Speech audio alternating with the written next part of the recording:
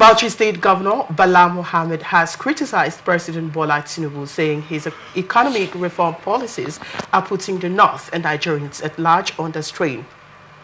Mohammed said he is not on good terms with the president, whom he accused of not listening to the people. The governor made the claims when he received the National Chairman Council of Ulama Jama'atu Izalatu Bid'ah wal Ikamati Suna Sheikh Sani Jingir, who paid him a condolence visit at his office in Bauchi, the state capital.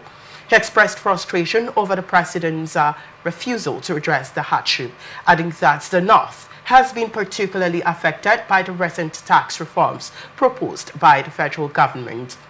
The governor underscored the vulnerability of the North, arguing that many northern states rely heavily on federal allocations to survive. The governor urged Jingir to leverage his influence and appeal to Tinubu to review his policies. "You're one of those to whom the president listens. We mean no disrespect, but we have been telling the president that his policies are not working. Thank God you are alive today to use your wise words of wisdom in this regard, because we politicians often use harsh words. I believe you can help with the change we want," he appealed. In an earlier reaction, Tinubu's Special Advisor on Media and Public Communication, Mr. Sunday Dare, said the governor's stance neither reflects the attitude of the North towards the tax reform bill, nor the constructive dialogue needed between states and the federal government. His energy might be better directed toward implementing effective poverty alleviation programs and ensuring transparent utilization of these federal resources, that is, 144 billion naira received from federal government. The Tax Reform Act and increased federal allocations significantly benefits the states, said Dari. All right, Chidi, let's get your thoughts as well. You see, I didn't see this before I started advocating for creative governance. Yes. Now, look at the governor sitting down to say that, we rely on allocation. What does he mean by that? This is the only country where state relies on allocation.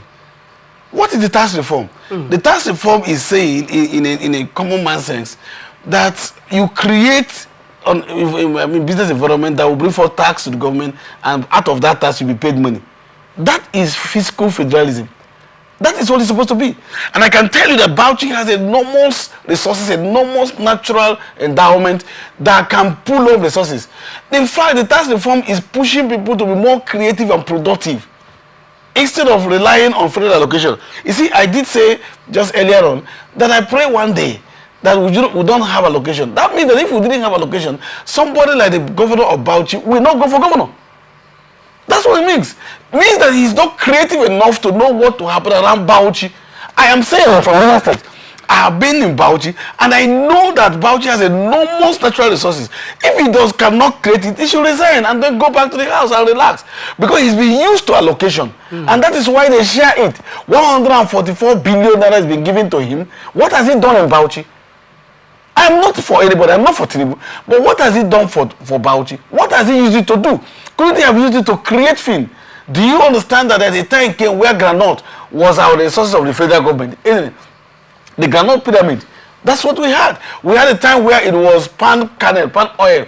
Where are those things? There are states and countries that rely on those resources. And I tell you that if you go to Zamfara, if you go to the north, I can tell you, look at the agriculture. What is the problem with agriculture in the north is the insecurity that has ravaged them. And so if you better the security of the place, Bauchi will bring forth food, including fish.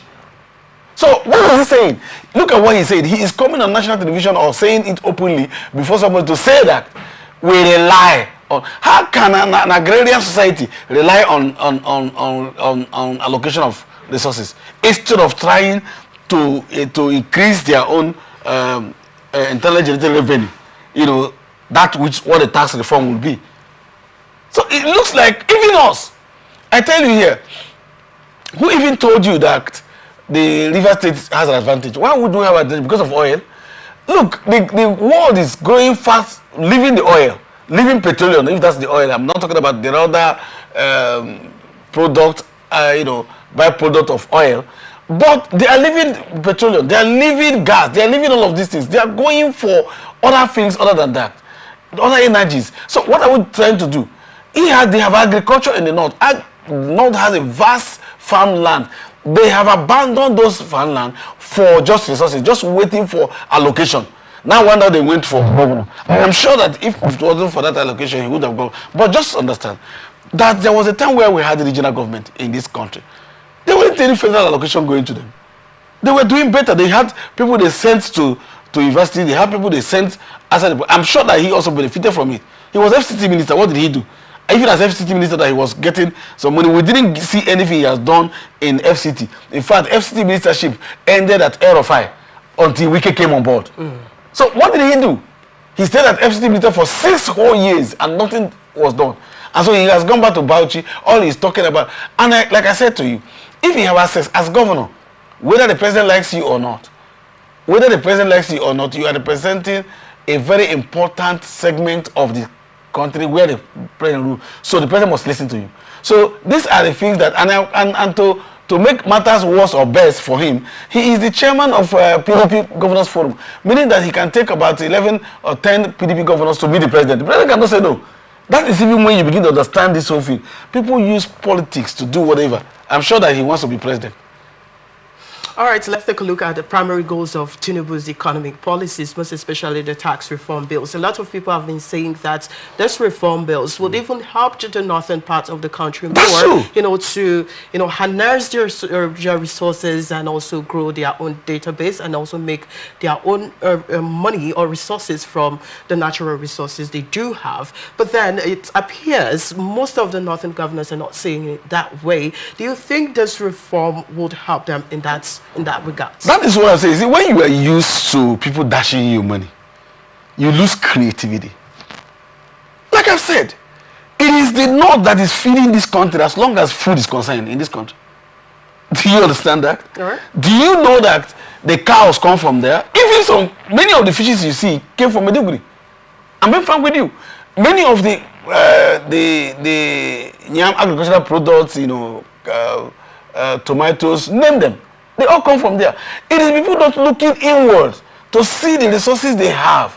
If you look inward to see the resources you have, you know that the tax reform will benefit you. Because you see, for instance, if the oil says for 1,000 naira, I'm using that per liter if it's petrol, and then you don't have, that means that we will depend on them and they will depend on us. We will depend on them for food because they're selling the oil to eat. And then look, they are even the one holding the most important aspect of human existence, and that is food. So if they go back well and know well, and it's not only food, they have other mineral resources. You talk about gold, you talk about uranium, you talk about a lot of things that they could use to make money. Mustafa, while he was running for president, came and named things that were there. Those things, if you put it about with oil becomes a child play.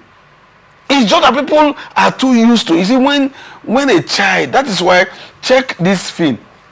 You see that 80% of those whose father has amassed so much wealth without demonstrating work, and don't just give them money, you find out that at the end, they sell off the father's goods the day the father goes.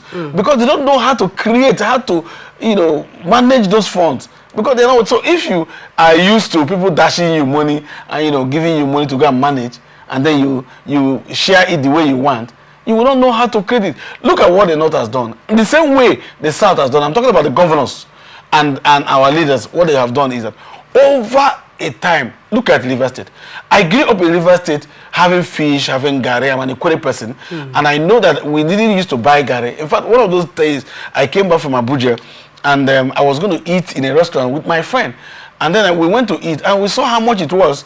My friend said, excuse me, I should just excuse you. We came out, he told me that please, that he has food in the house. I never knew he didn't have gari in the house. He just said I should give him 500 naira that he's coming. I was there waiting. Before 30 minutes, he came back with 2 bases of gari. We didn't used to buy gari. But right now, because we have left it, the back to school to land program is gone. We are no longer talking about that because we have a location. We are no longer trying to do, where are these fishes in the riverine area? Where are the gari, the palm oil in the upland area? So every other places, we have left it for allocation. All that we do is build economy, oil. Nobody is trying to go back to what he should go and create. Assuming that, for instance, assuming that Bauchi is a country, there are countries that are as populated, just their landscape is just like Bauchi.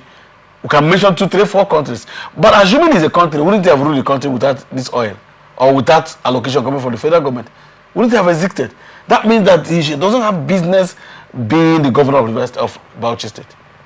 All right, Chizzy, I would also like to get your thoughts on this as well. Do you think that the fuel subsidy removal has in any way affected, different regions, most especially the north? The fuel removal has affected, and it should affect. But look at it. What I ask people is, should we remove the fuel subsidy? Everybody agrees to that. The difference being timing. But you remember that IBB tried it, and we all went and they said, no, they kept it. Our passenger came and tried it. We went, no, they allowed it. Then Jonathan came and said, no. They said, no. Even the president went and said, no, don't do it. The question is, how come that each regime wanted to remove this fuel subsidy? What is the problem? That means that there is importance in removing this fuel subsidy. Of course, it comes with hardship. There is no way you can remove all of those things when people are eating and you say, no, go and do the other one that it will not affect the economy. But what will happen is that businessmen will come to invest. No businessman will want to come to invest where you are subsidizing fuel and all of that. Where is the competition? Let me tell you, I was in the State House when this communication, the GSM, it was Glo then, and V-Mobile, A-Connect. It was A-Connect then. When they came to this country, as at then, the entire Nigeria had 450-something thousand lines. The entire country, 450-something thousand lines, in the one that the government. And so they said, look, we are going to do this, and this is what is going to happen. People screamed. I was there when they came to demonstrate and told us, in fact, the community of them came and told us that 1 million line will be unleashed in 6 months. 1 million line. Obasanjo jumped and danced. Because 1 million line out of 400 and something thousand line. But I can tell you, the very first day Connect launched in Lagos, they had 6 million line. MTN launched in Abuja and had 5 million line. And today, your mothers and your grandparents at home do have line. It was costly. When it came, to buy a line was about 40-something thousand naira, just a line. But as the time goes, today, they can almost give you the SIM card free. Today, at a time, it was that when you recharge for 1,500 or 3,000 naira, it will be for 1 month that we must recharge, or else they will cut it. But today, you can recharge for 50 naira. It's just going that way. You can even borrow because of competition. That's what happens when you open up the economy, when you open up competition for people to do that. It comes the hardship will come, whether you like it or yes, it's turning on all of us. The hardship will come. But look at what happened in December. As soon as Port Harcourt refineries started working, the fuel came down a little bit. It's going to be coming down. As other refineries come on board and fields begin to come on board, we begin to refine, and people will now begin to look out for other alternative means of doing things. We must also, why it is? It is not that Nigerian energy is the highest, the most costly energy in the world. The problem is that there are a lot of 90% of us are interested in energy because some of us, even our grandparents use kerosene to cook. But in other countries, you will be shocked that some persons at my age may not have known how much is a liter of fuel because they may not have gone to buy fuel. They could enter train. So as long as other things, I think what we should be arguing is whether are there social amenities. Let us begin to question the government on roads, push the government on housing, push the government on hospital, push the government on productivities, on management and manufacturing. As soon as we begin to do that, you will see that this will be a thing of the Well, I was actually coming to that before you brought that in. Well, I'm quite particular about the aspect where you mentioned that the removal of fuel subsidy comes with hardship and economic disparities, as it were. Well, I'd like to also ask you, has there been any way, considering the economic disparities going on now, are there economic strategies that have been employed by are there interventions by Tinubu's administrations as regards to this hardship that we are facing due to the removal of fuel subsidy in order to cushion that impact of the policy? There are. But I'm not an advocate of palliatives. I'm not. I ask question. If you want to give palliative, then remove the subsidy. They've not removed the subsidy. All right. You know, because for me, you have to see, I'm even afraid. I'm saying that Tinubu is not a politician. You know why I say so? He didn't come as a politician. Politicians want people to hail them. But statesmen want to do things that tomorrow you will benefit from it.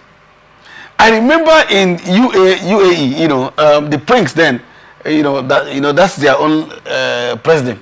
The prince then was building a dam. It was hell to the people.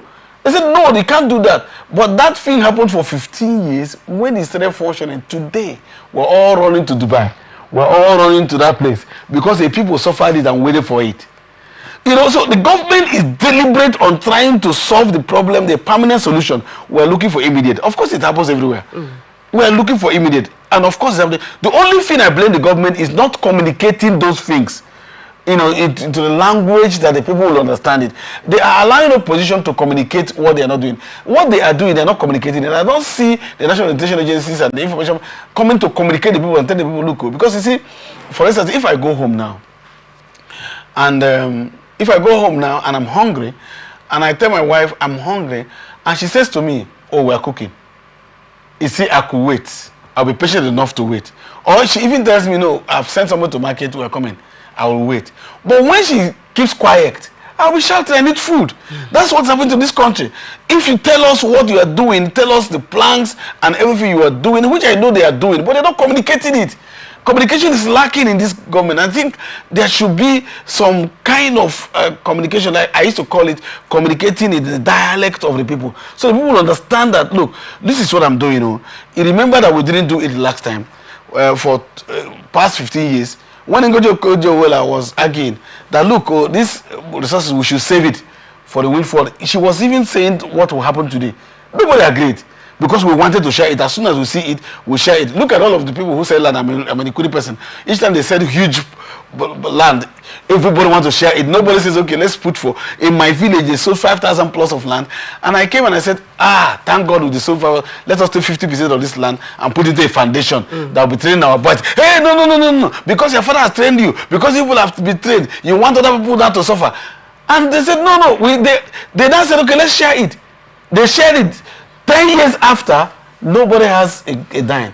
Of those who had 100 million, 200 million, because it's free money. But you see, if we had done 50% and had kept it in foundation, we would have also been training our children till next day. All right, Chize. Now, talking about giving out palliatives and also planning measures to cushion the impact of the economic policies, I would like to also ask you, because it appears from controversies around, it appears that this planning are not visible for Nigerians, right? If that is the case, about the palliative we're talking about, I mean, how effective have they been for us, for Nigerians? I hope you know that the federal government distributed 450 billion to states to use for palliatives. So I think we should also question the states. When we're talking about the country, we're not talking about just the president. The president came out openly to tell us that about 500 and something billion naira was given to states. That means in River State, for instance, we have up to 50 billion naira. And so what has the government done with it? We should also question our local government chairman. We should question the commissioners. I mean, the supervisors. What have you done with it? What have you used that money given for palliative to do? What have you done? That's the question we should ask. The federal government has released it. Have they released it? Yes, they have. So the question is from go back to the state. They say, Bauchi Governor, River State Governor, Edo State Governor, what have you done with those palliatives? What have you used it to do? Because those palliatives we are supposed to say, okay, you hold on. Like my father will tell me that eating dry meat is a very fantastic thing. But he said, what would he be eating until it dries? And so those kind of things that we should be eating while it dries is what we are looking at. Nigerians are waiting for. But the federal government has released those things to our states and the local government. So we should be able to hold them accountable for it.